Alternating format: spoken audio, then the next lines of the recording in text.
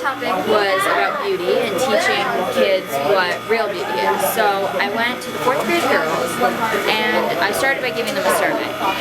And the survey asked them about what they thought real beauty was, about, you know, which one of these models they thought was the prettiest, and I did a scale. I did 1 being the least beautiful, 5 being the most beautiful. And they got to rate these women. And at the beginning, the scores were all over the board. They really judged it on physical appearance, you know, which one had these specific attributes that they considered beautiful.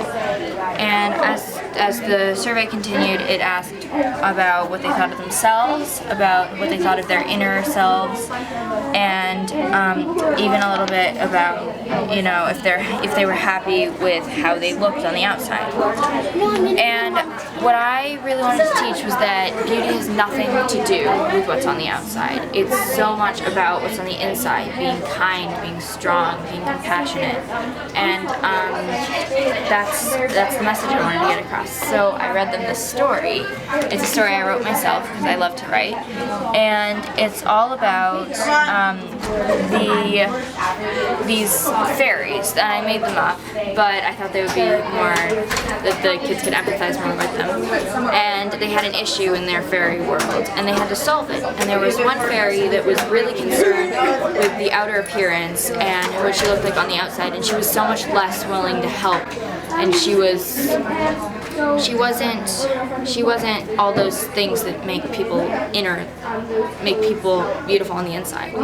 And then there was another fairy who wasn't as concerned with what she looked like on the outside, but thought that beauty was what that other girl had, with all the makeup and that kind of thing. And she was so much more ready to help and solve the problem in a kind, compassionate way.